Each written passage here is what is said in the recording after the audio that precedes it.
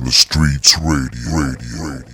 Perpetrator or victim is so common, so broadly accepted that it basically goes unnoticed. Word on the Streets Radio right there, man. Change for his 2 cents right there. We got 805 legend, hip-hop legend, Wildchild from the Lootpack right now with us.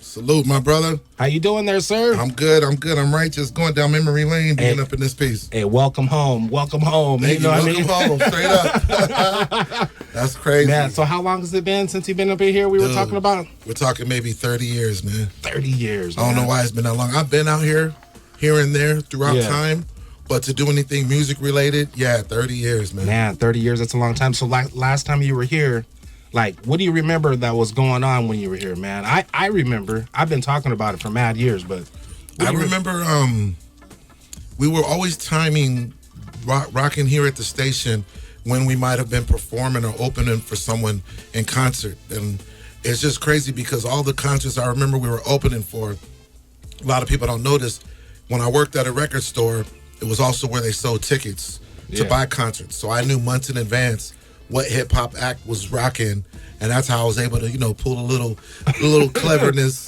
timing, you know what I'm saying, spin the bottle, so that the Lootpack could get up there and rock. And I remember rocking for cats like when the Hit Squad was in their prime, and Diggable Planets, and Diggable, J with the Damager, and and the crazy dope thing about it is, what's up? As small as 805 is, when I run into these dudes till this date, whether it be Redman, Eric Sermon, even Jay with the Damager, and Diggable, they remember us rocking for them.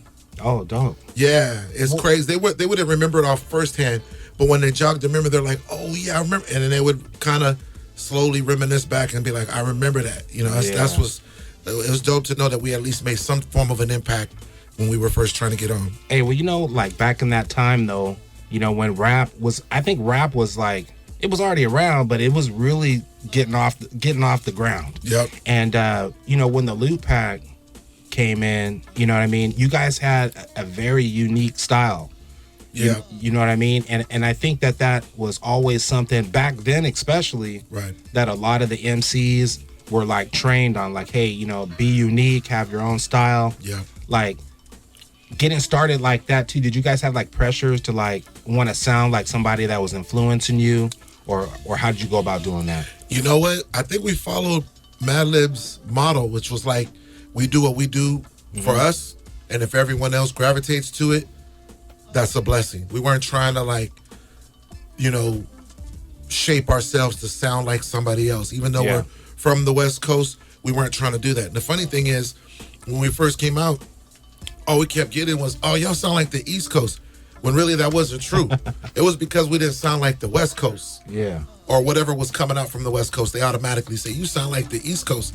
And we were like, just because we talk about skills and battling and MCing and B-boying, we come from the West. So we don't come from the West. So if you're not speaking on subject matter that people are used to out in the West Coast, at that time, it was automatically pointed to the East. You know what I mean? Yeah. And I think that's what gravitated to the Alcoholics, because they used to get that same feedback. So when they heard something that we were playing, that it was a weird timing. God just put us in that circle to link up with them. Yeah, man. And at that time too, I think, it was towards the beginning of a lot of this hip hop stuff. So, there wasn't a lot of people to compare you guys with in the first place. There wasn't very many people, at that time. Farside, Freestyle Fellowship, Volume 10, Madcap, Living Legends. I mean, you're right. There wasn't a lot. You had to sit and think, but those groups inspired us because they were so different. Right, I think that was the one thing. There was only so many people that was. We were vibing off of who was trying to be different, who was not following trends, who was not sampling more bounce, who was not doing. You know what I'm saying? Because at that time, like social media, everyone's following, which I get to a degree. I get it, but we were just we didn't even know. To be honest, we didn't even know what we were gonna sound like. We were doing albums every week, just putting out chilling. music. We were just for ourselves, not to market as demos. We wasn't on that Ice-T hustling. we were doing it to make we were putting in our own training for ourselves. Like I remember watching the Wu-Tang series. Mm-hmm. Did you see that when RZA was kind of like the master manipulator of letting everyone go through their whole origin stories and ups and downs because it was all part of the process. Right. It felt like that with Madlib, literally. Right. You know, before we were talking about Lootpack, because we didn't even know Lootpack was going to drop first. We was championing whether it be Metaphor or Kazi or God's Gift. We didn't know at the time. We were just trying to make sure all of us end up, you know, doing something that was work. Yeah. Thanks to Mr. Jackson. Rest in peace. Word. So you know, with that, you know, like you said, like 30-something years, flash forward, you know, names like Wildchild, Madlib, The Lootpack, DJ Rome. Shout out to DJ Rome's too, holding it down everywhere. Yes. We're gonna see him on Sunday out in Knox too, holding it down with Glasses and Roxy and him. Yep. You know, with all this time that you guys and you've been rocking like all over the world, you know, Wildchild, The Lootpack, your names have become like a household name here in Oxnard. You know what I mean? Appreciate that, man. Nah, for reals, it's just all the hard work that you guys have put in, especially at that right timing. Word up. Man, like, you know, truly representatives of the 805 Oxnard and everything. Word up, man. So 30 years later, like, do you see a responsibility that comes along with that? Do you view it like that at all? Or have you ever looked at it like that? That's hard to answer because it's like, as long as we stay true to self, Word. That to me is the legacy that, in my eyes, I want to leave. If we stay true to self, whether we succeeded or failed, we came and we did what we wanted to do. Yeah. You know, to the Marion Joneses and the Fernando Vargases and the you know, Anderson Paaks and the, you know, Kevin Costners and the Zachary Levi's, all them people in entertainment that represented 805, as long as they stayed true and did what they came to do and represented 805, whether they succeeded or failed, that's the mission and motto. For us, we just wanted to do timeless music. And I actually think when we came out, it just kind of like, I'm not going to say it wasn't the right time. I think our timing of us dropping the type of stuff we were doing was, some people like to say it was ahead of the time, but I think we were doing something so left field, but we did it with the confidence that if people didn't like it, we knew we gave it all we got. Right. And that's what it is, you know. And, you know, we had the haters, we had the followers, we had people, you know what I mean? Because I feel like when you do something different, it comes with obstacles, it comes with resistance. Yeah. It's just a matter of pushing forward, you know what I'm saying? Right. If you keep pushing forward, that resistance turns into support, you know what I mean? And I think when you try to do something, you cater to the masses and you change yourself to be something you're not, it doesn't last in the long run, you know what I'm saying? And so, and that's what I tell my son, my daughter, like, and any other MCs or anyone putting out music, man, do what you do for yourself. And if everyone will gravitate to it, it'll be a bigger blessing than you just trying to take the easy route. You know what I'm saying? Yeah. We never shopped. We never was out there trying to get a major label left and right. We did try to get a deal, but that wasn't gonna be like the end of us if we didn't get signed to a major label. And a lot of people do that. They shoot everything and they give it all they got. And if they don't, you never hear from them again. You know what I'm saying? Yeah. Nah, man. The art is the art. If you benefit from it, what are you doing to contribute for it? Longevity, that to me is the dopest thing, man. So yeah, man. And obviously Madlib's been doing what he's doing, which is, you know, with one, I think Mr. Jackson set that tone in us. When one of us make it, all of us made it. All you guys. You know what I'm saying? And that's why I give salute to like Souls of Mischief and Far Side and Freestyle Fellowships and, you know, crews that are still around right now doing their thing, and they're still the same, and it's still the same guys that I remember them being back then, you know, and they be saying the same to us. Like, yo, man, it's crazy to see the mutual persistence of a lot of groups, and that's to me, I can't ask for anything more than that, man. Man, that's longevity right there too, as well, man. It's good to see that, you know, you're still holding it down like that, you know, and you know, with with this, you have this new project now. Yes. You know, and you've had how many albums altogether have you had? Besides the put Lootpack, out? this Yeah. will probably be my 7th project. 7th project. Mm-hmm. Okay. So with that being said, too, this one right here is a little bit different. Yes. Listening to it, Yes. you know, when I tune in and I'm looking at the videos, man, there's a whole different type of lineup Yeah. on this one here too. So Yeah. I'm seeing some real soulful type of feel to it. I see some jazziness to it. Yes.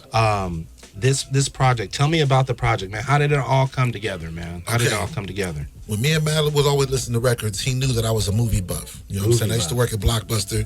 You know what I'm saying? So I knew every movie in and Yeah. out. To this day, I reference movies. You still know the words. It's I don't know. It's just ingrained in me. So when it came to doing music, Yeah. even Ono would say the same. I'm always either referencing movies, I'm either following the actors themselves, Yeah. or I'm always like, you know, like with producers, what do? They sample jazz, right?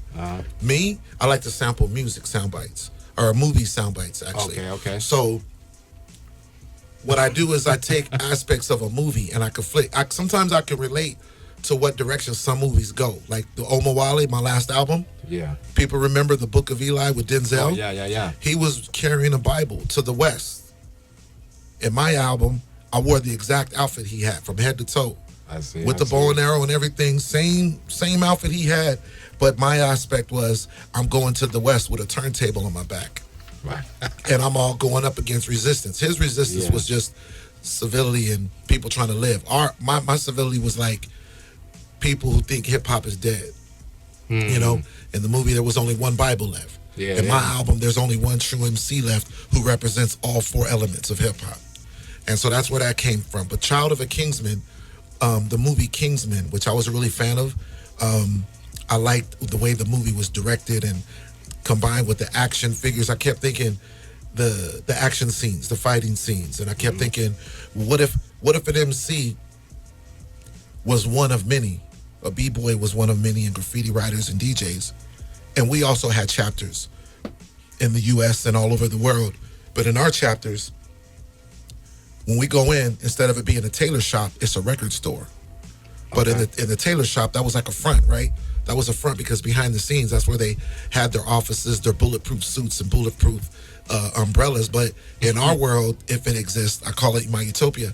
In my album, what if in the record store behind the scenes was us communicating across the world to anybody who supports hip hop? We got to keep it alive because, you know, the industry's changed and it's always going to continue to change. Digitals and the AI of the world. Who's holding down the real aspect of the art? You know what I'm saying? And, you know, even like we celebrate 50 years of hip hop, Yeah. we say that, everybody's saying it, but they're only talking about rap music. They're not talking about, you know, the graffiti artists and the b-boys and the dance. And, you All the know, elements. it just seems odd. We're just so misplaced when it comes to this thing because we never had a formula. Jazz music had a formula. Rock had a formula. Reggae had a formula. You know, country music had a formula. With hip hop, because it was one of those untamed genres, Yeah. it was like Unregulated. everywhere. So now 50 years later, everyone's still trying to, you know, get credit and make sure no one's erased from history.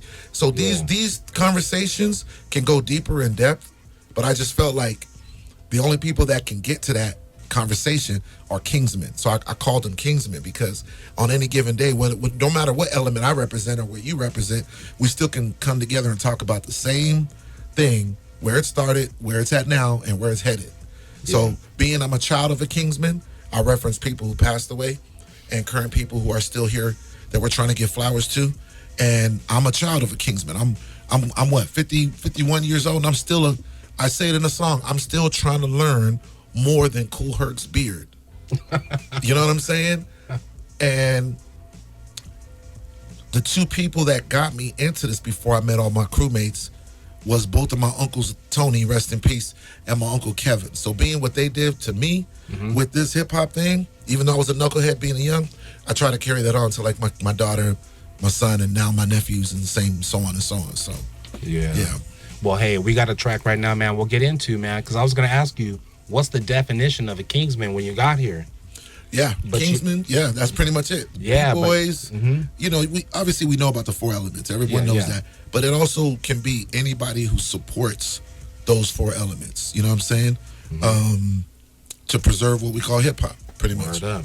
Well, hey, we got this track, man. You guys, that's off the album. You know, Yes. why don't we go ahead and let them listen to it, man? It breaks it down right here for them. Yes. The Kingsman Flowers. Salute to my nephews.